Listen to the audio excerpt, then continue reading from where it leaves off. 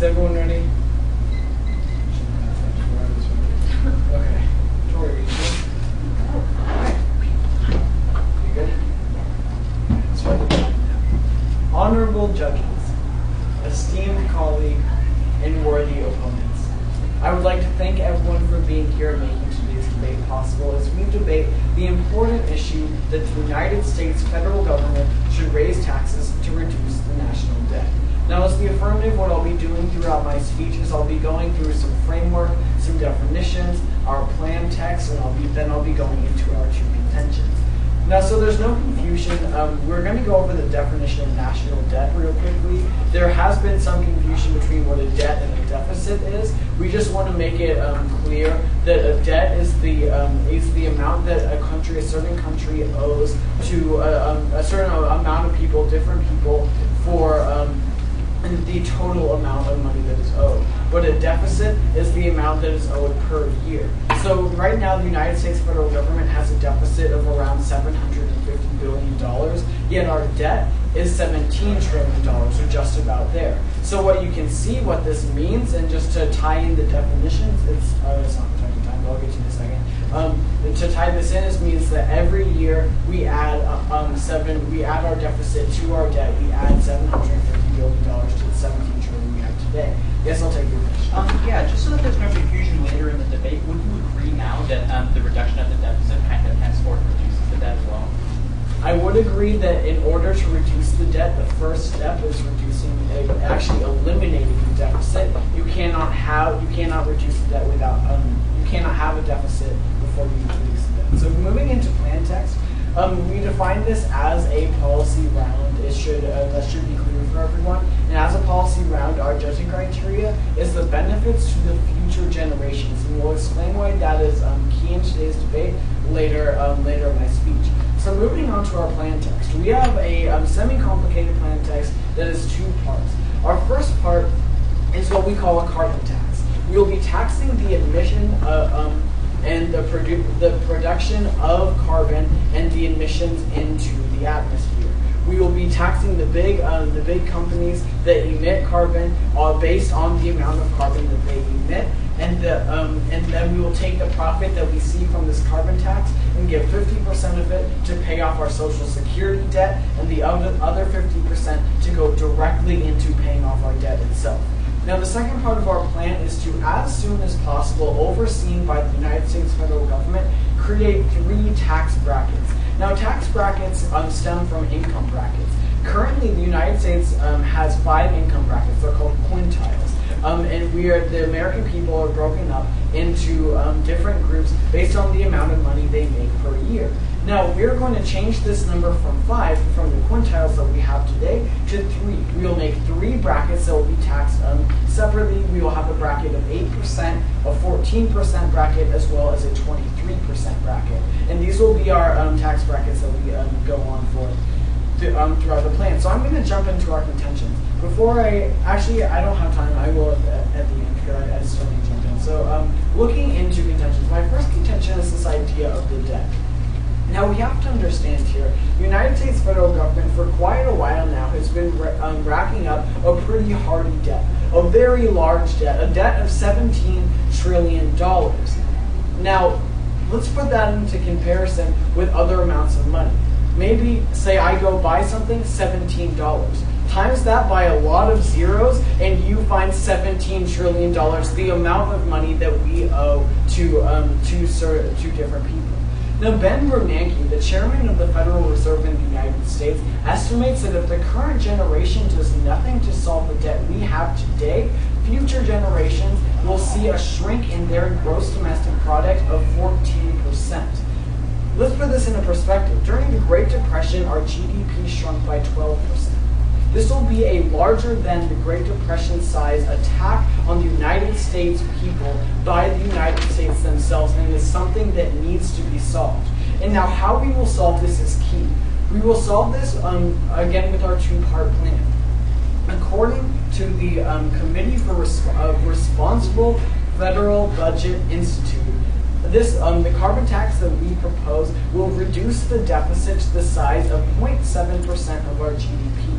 0.7% of our gross domestic product is approximately $100 billion. So we'll have, every year, we'll be adding $100 billion to our debt every year, only with this carbon tax. But this is where the second part of our tax comes into play. The second part of our tax, like I said before, is to change the quintiles that we have now into only 3 tax brackets. And the National Commission of Fiscal Responsibility estimates that by changing to 3 tax brackets, we will save $160 billion a year. We will save that amount of money. Now, like I said before, just to recap, our carbon tax reduces our deficit to the size of $100 billion. And then add on our three tax brackets, and we're saving an additional $160 billion, leaving $60 billion that pays off the debt this year in 2013 every single year from this year on. So what we can see here, the benefit of this is, like I said, when we're going to see a Great Depression-like scenario for future generations if we don't do anything, we are doing something. We aren't solving the debt in a couple years, a couple decades. We're solving the debt today, in 2013 and 2014 and years onward. We are solving the debt, and we are completely eliminating this Great Depression or this gruesome event that we would see otherwise for future generations. So linking back to the judging criteria of benefits to the future generations, we can see an immense benefit based on this plan alone, because we'll be solving for the debt issue we see today. Moving into my second and last contention is this idea of global warming. This is an additional benefit that stems off of our plan of a carbon tax. You have to understand here is that global warming by many scientists has been deemed a man-made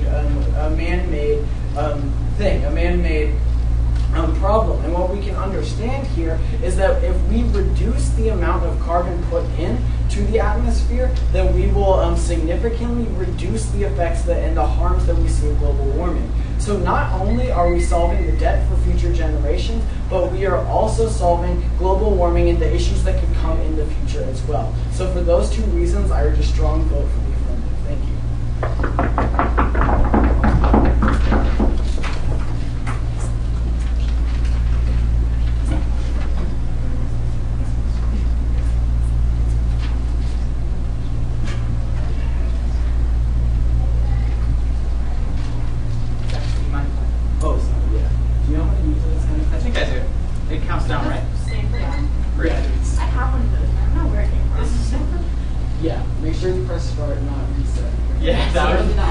I have 0 seconds from the second I start. All right. Is everyone ready? Yes. Fantastic. Then as I get going, I'd like to first off extend a hearty thanks to my honorable opponents, switching it up, and my wonderful judges and esteemed colleagues. To agree, I'd like to first go on into my roadmap, which is essentially going to go like we're going to, first of all, address some of their definitions, a few of the things that they said. Then I'll be going into briefly addressing a slight issue that we have in their plan text. And then I'll be going into refuting their 2 contentions as well as bringing up 2 of my own. Now, first going into definitions, we agree with the kind of the contextual way that they define the resolution. However, the one thing that we would like to kind of slightly adjust is their judging criteria of benefits to future generations. We see that as something that's kind of more slanted towards the affirmation side, so we'd like to change that to net benefits to Americans, meaning both past and present. So it's not taking away any ground from the affirmation. It's just instead giving a little bit more ground to the negation, so that we don't have to limit our scope to just the future, right? Just to be clear, that is once again net benefits to Americans, and I'm sorry, I won't get to your point just yet. I actually have a bit more to get through. We're just going to make that so that it's a little bit more of an even debate. It shouldn't be that much of an issue. Now, going over their plan text, they basically had 2 parts. The carbon tax, yes, we got 50%. Just a slight clarifying issue. Actually, no, never mind. I just realized what that was. The second part of their plan text is actually the one that I wanted to adjust. They said that they're breaking the 5 quintiles that are in the status quo to 3. They're basically removing 2 or dividing it up. However, they never really specify how they're dividing it. Like, they were right in saying that the quintiles were indeed based on income. However, they never said where those incomes are. And if you actually have that, I'd like to.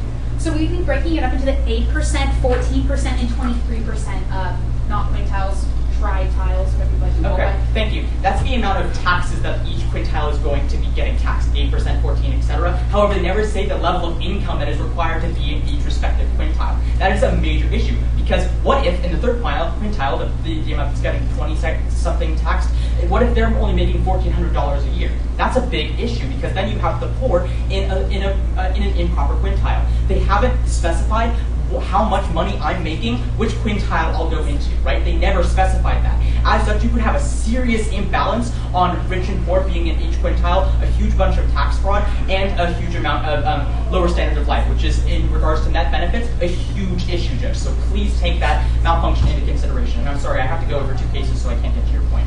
Now, I'm going to be going over the 2 contentions before going into my own 2. The first contention is regarding debt bomb. It's basically saying that, well, because we have this massive debt, the standard of life is going to be decreased sometime in the future. Now, I have 2 responses to this. The first is that they don't really terminalize their harm. Basically, they say is that it'll be like Great Depression times. Okay, so what?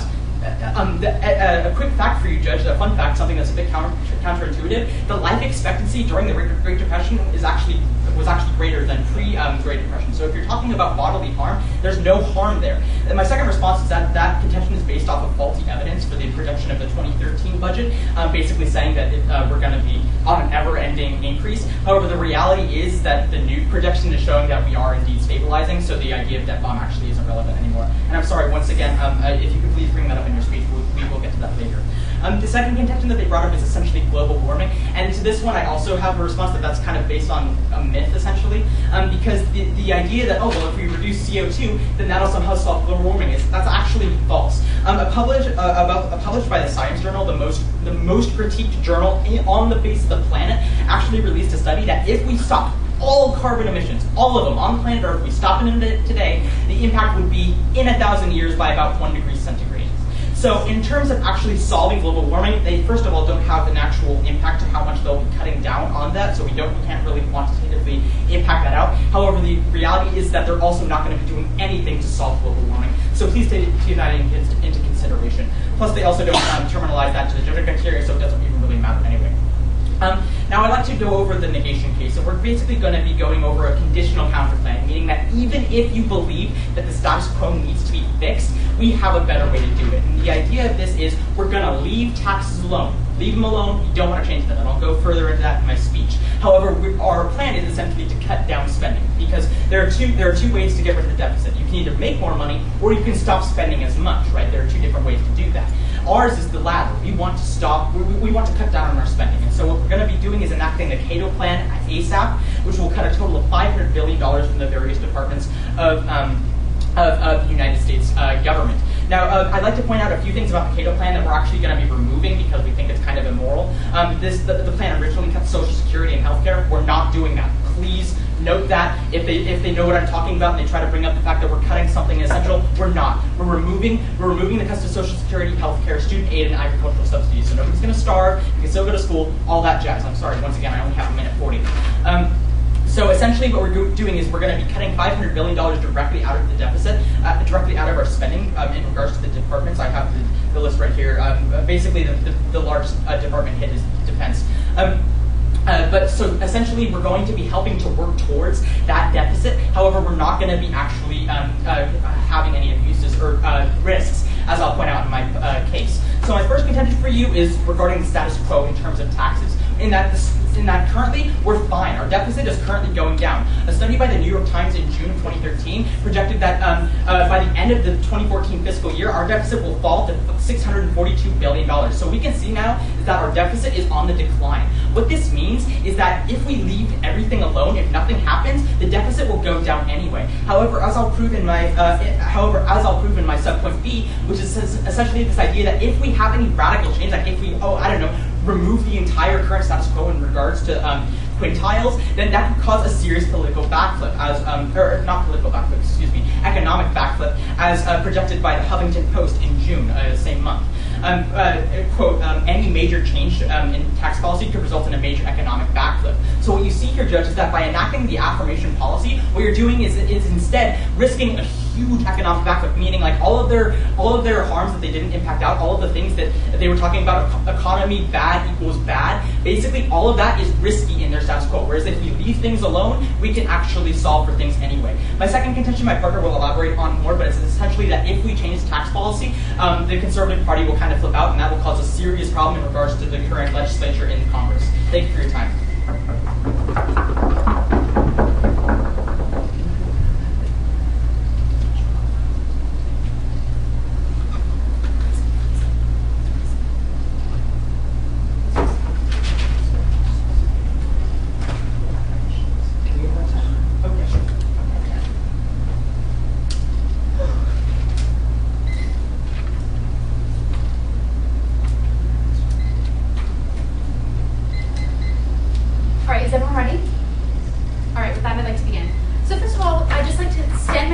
warm blanket of thanks to, of course, our judges, the audience, my opponents, and my partner for making this debate possible and allowing us to come out on this Thursday afternoon to educate everyone a little bit more on taxes. So, going straight into my roadmap. Basically, I'll be going over their disagreement with our judgment criteria, and I'll be going over what they had to say about our plan. I'll be strengthening our two contentions, and then I'll be going over their plan and be refuting their first contention and talking about their second contention because it wasn't very supported, but I'll still be mentioning it.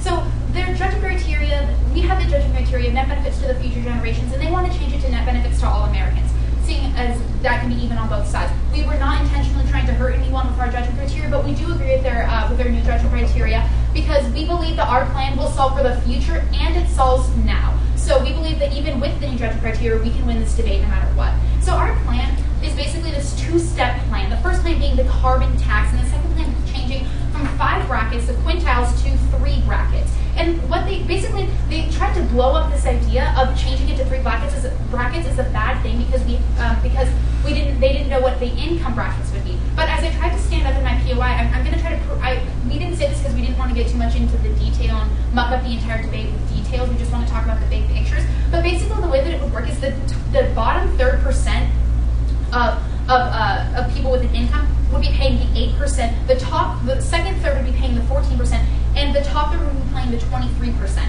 So this is just some details that they asked for. It shouldn't be the entire argument of the debate. Our plan still stands. And we also have the carbon tax, which is also solving for a huge part of the deficit. I have a lot to get through, and I'll definitely get to your point at the end of the time. So our first contention was about the debt, and he mentioned this idea, something called the debt bond, but basically what we're talking about is we have a $17 trillion debt, and as my partner pointed out, imagine going and buying a rubber duck for $17. Blow that up with a 9, 12 more zeros. That's what we owe to all the rubber duck companies, okay? We owe a lot of money to different investors, to different private investors, and this is what our debt is right now. And basically, what Ben Bernanke projected is that we are going to see a shrink in our GDP of 14%, and as my partner pointed out, the Great Depression had a shrink of 12%. So basically, we're trying to show you that as Ben Bernanke, the head of the Federal Reserve, the chairman of the Federal Reserve, points out, our GDP is shrinking, and therefore, we're going to have all of these negative effects, just like we saw in the Great Depression. And basically, what they said is they had 2 arguments to this. First of all, they said, so what?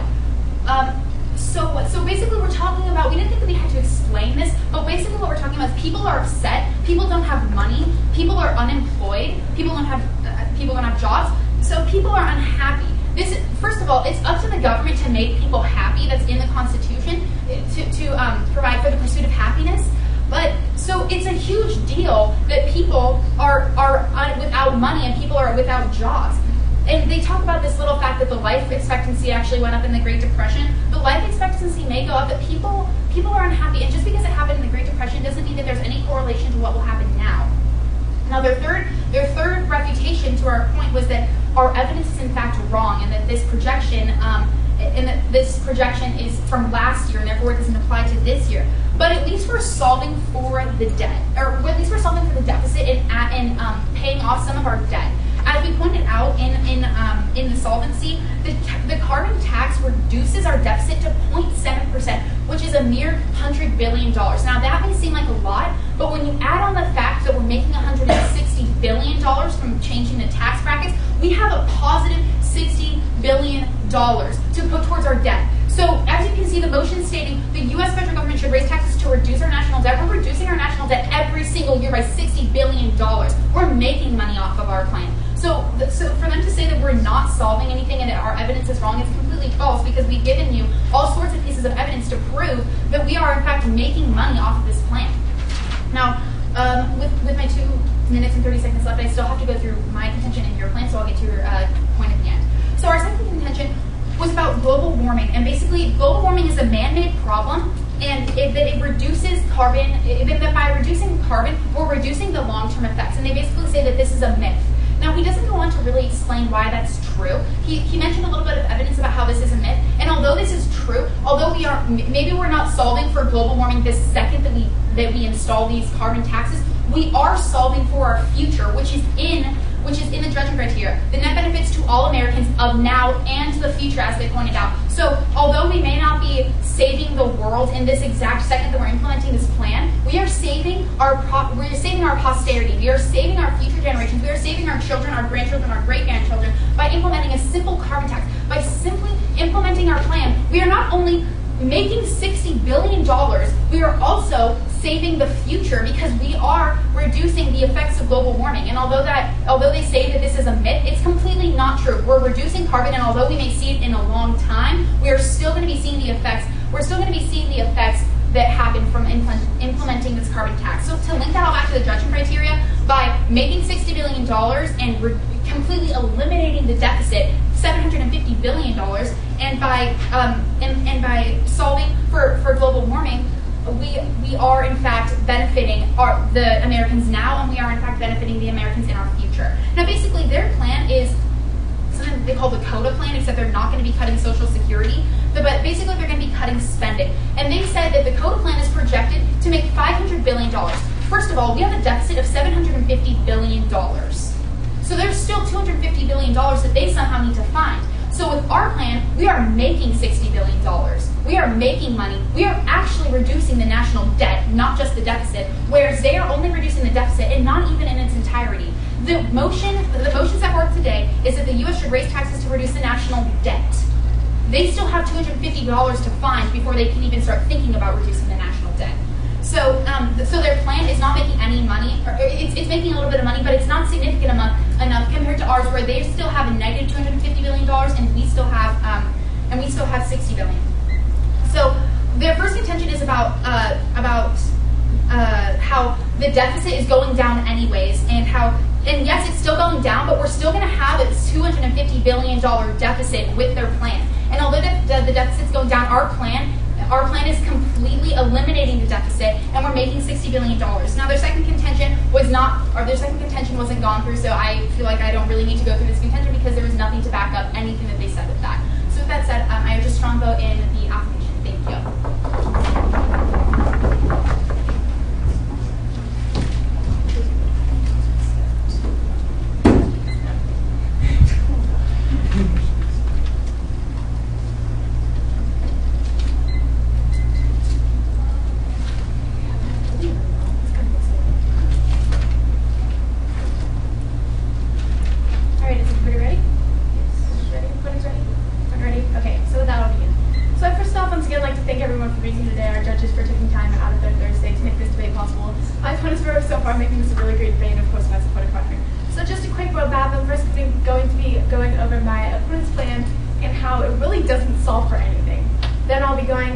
Our plan to show where my opponents didn't actually touch on it, why it still stands, and yeah, so with that, I'll jump right in.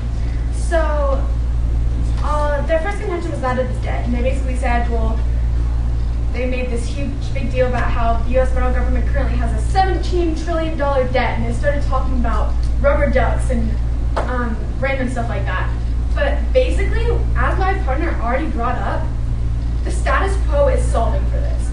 We have studies from the New York Times to say that by the end of the fiscal year 2014, it's going to go down from about $17 trillion to $642 billion.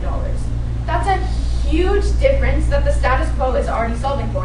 And as my partner already brought this up, my opponent didn't touch on. They dropped this point, which is a huge part of today's debate. I'm sorry, I have a lot to get through. So that was dropped. Also, so as my partner said, that their plan, basically this idea, well, this debt bomb is built on a false premise. And yeah, I talked about how the debt is already stabilizing and how that's not going to happen. And then basically all they said was, how people are upset right now and people don't have jobs, and the Constitution basically says that the job of the government is to make people happy. And that's what they're trying to do. They're going to make people happy. However, as I'm going to keep going into, that they're not going to be making people happy when we have a huge economic backflip. Yes, I'll take your point. Going back to the statistic, how you said that the debt solving itself, does the same statistic say that every single year our deficit will be reduced by this amount to the point where we have a surplus and we'll just be making a whole bunch of money in future generation? Yes. Okay. So, as I'm going to keep going. So, my opponents are basically trying to prove to you, Judge, that, well, people aren't happy right now, and they're going to solve for that. They're going to make everyone happy, and it's going to be a perfect world where everything's going to be amazing, which isn't true with my opponent's plan. So my partner talked about this huge economic backflip that is going to happen. Right now, we're at a point in our economy with the government that is stable enough. And as we're going to keep with the status quo right now, going to keep going, we're solving. But if we make changes right now, these taxes changes that my opponents are trying to talk about, we run this risk of turning into an economic backflip. People really will not be happy then. I'm sorry, I do have a lot to get through. So going into their second contention about global warming, basically they said it was a man-made problem, and how with their plan they're going to reduce the amount of carbon, and therefore they're going to reduce global warming. And as my partner brought up, this idea of global warming and how that the effects are going to, that if we reduce carbon emissions, that everything's gonna be better with global warming, is a myth. We have studies to show from the Science Journal that if we do stop all carbon emissions, which my opponents aren't even doing, then it will be a tiny change in 1,000 years. So this isn't actually, my opponents are trying to take all the solvency that their plan is great and it's going to solve for everything, when it's actually not going to. Also, there is a solvency issue with the fact that we don't actually know where America is going to be in 1,000 years.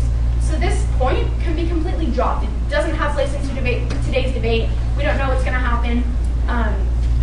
It's false. So going into our plan,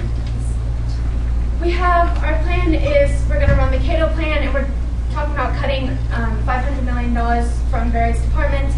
My opponents really have a problem with our plan. And our first contention was that it's status quo. And we said that, well, currently we're fine and the deficit is going down. I already talked about by the end of 2014 fiscal year. And my partner also brought up this point from the Huffington Post, quote, that any major change in the economic policy will cause an economic backflip. And that's the huge part the huge problem we have with their case.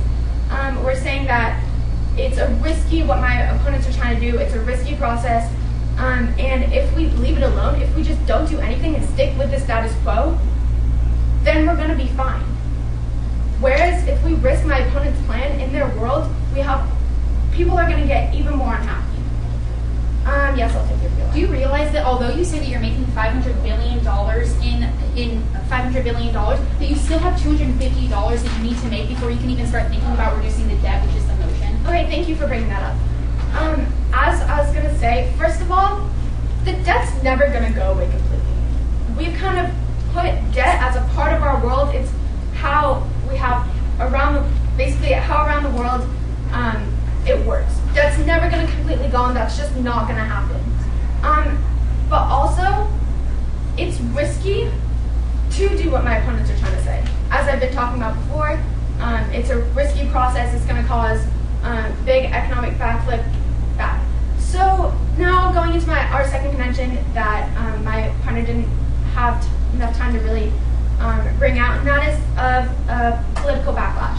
basically what we're saying is to implement this plan that my opponents are talking about, this taxes plan, we're going to be using a lot of political capital to get this passed. So yes, they can use fiat. However, to get this passed, this is a lot of money going into it, and that means there's going to be no more money or political power for more important things, such as immigration. My opponents are trying to solve for something that doesn't need solving at the moment, as we've talked about. In the status quo, it's going to be solved for. It's not a big problem. However, we need such problems such as immigration that do need solving for, that do need attention, which my opponents are not going to get. And we have evidence that this will happen from both the Washington Post and the Guardian. So basically, with our plan, it is a conditional plan. We are with the judging criteria of benefiting now and future generations by not making everyone unhappy, while my opponents are putting us into an economic backflip. And for that, I urge a strong vote in the negation. Thank you.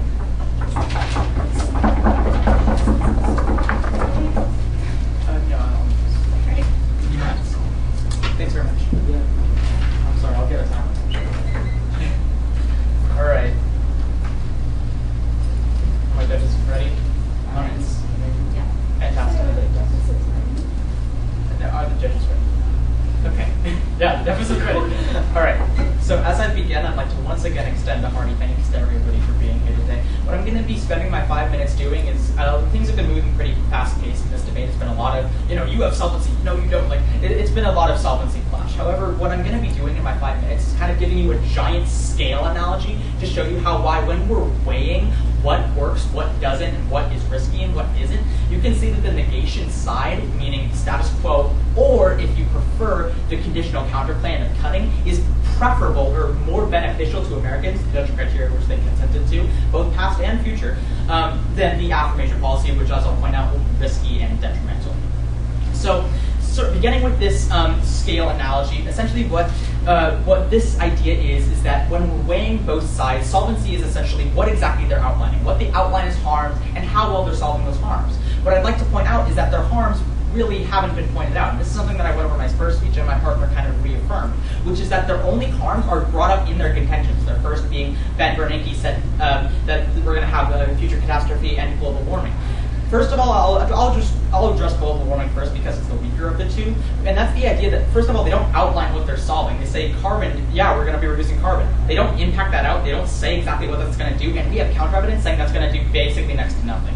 So unless they have some kind of miracle evidence saying that we're going to stop the ice cap melting, which we won't, because that's the biggest harm of global warming, they're not actually going to, they're not solving any harms. Or any harms that they do solve are so minute that the risks that we proved in our plan completely outweigh them.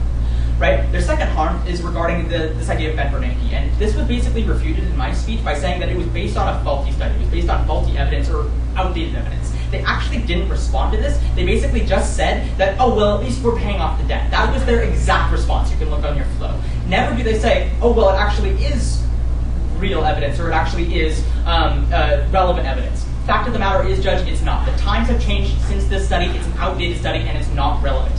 As such, you can see that the harms they've outlined not only are unclear, we've outlined it for them, kind of, but they haven't really shown how they're solving those harms. Therefore, the affirmation policy so far on the scales is still pretty light. They have nothing really weighing them down that's really going to bring it home to the judging criteria. Right? They have no impact. Their only real impact is we could make people happier, maybe. Right. And you're also risking political and economic backlash. Not a great idea. Now going over to the negation side of the scales, exactly what we're going to be solving. We give you a definite number. We're going to be cutting $500 billion. And they basically try to refute this idea by saying, well, we're getting more money, but that's not unique. As my partner and I have already gone over a point that was dropped by my opponents, which is that the status quo is already solving for themselves. Never do they impact out the benefit of solving it faster. They just say, oh, well, we're saving a lot of money. Great, status quo is doing that anyway. In parliamentary debate, well, that is inherency. That's an inherency issue. The status quo is already fine, or at least it's working towards the goal that they have. Never do they actually outline for you, we do it faster and that's better. They never say that. They say, oh, well, we could be solving global warming and we could be making people happier. That's all they really have to their case. So on the negation side, what we have to weigh that against is essentially by saying, look, if you attack these taxes, if you change what is going on currently, you could have serious political backlash, meaning that the laws that are currently being debated in Congress, they will be even harder to get passed because the Conservative Party doesn't like the fact that we'd be increasing taxes. So there's that disadvantage. And there's the disadvantage that if you change the entire tax bracket system, then the economy will do a backflip. We could essentially be launched into another recession. So what that means, Judge, is that when we're weighing what is more beneficial, we have huge risks and harms that are potentially stemming from their plan and just about no benefits. They haven't impacted out any of their benefits. That's what it comes down to. They keep on saying, oh, we're making money. Why does that matter? Why is that beneficial? They've outlined no clear harms, and all of the harms that they have outlined are indeed minute or irrelevant because they're based on faulty evidence. So when we're looking toward the judging criteria of net benefits, we can see that not only is the negation doing this, is solving the status quo better, or the status quo is fine, but we're actually proving to you, judges, that regardless of what they bring up in their rebuttal, they have nothing to hold on to anymore. And I really want you to remember this because they're going to make their plan sound really pretty in the next 5 minutes. Remember, all they have to hold on to are making people happy and a potential global warming 1% drop, which is nothing when weighed against the risks of economic and political blow-up. Thank you for your time.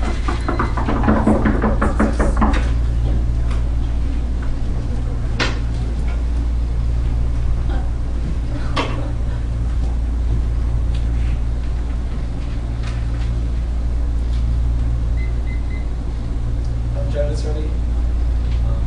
We'll do it. Yes, I'll listen. Partner.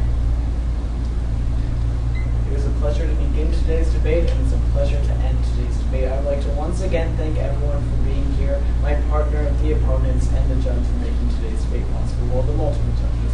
So, similar to my opponents, what I'll be doing with my 5 minutes, there's been a lot of solvency. I don't want to be too repetitive. But what I want to do throughout my speech is I don't really want to jump on right necessarily onto the arguments that have been said, but I want to take a step back from today's debate and see once the smoke clears who has won today's debate.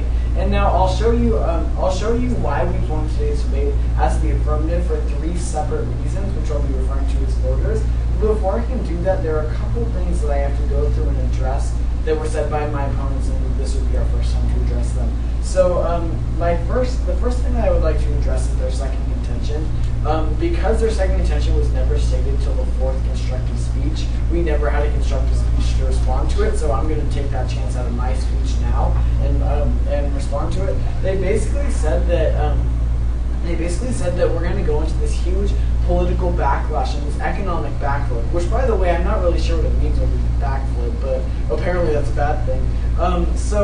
But anyways, they're talking about, they say that as far as politics go, people don't like any tax increases. That's what they were saying. They were kind of just assuming that any tax increase is unanimously opposed.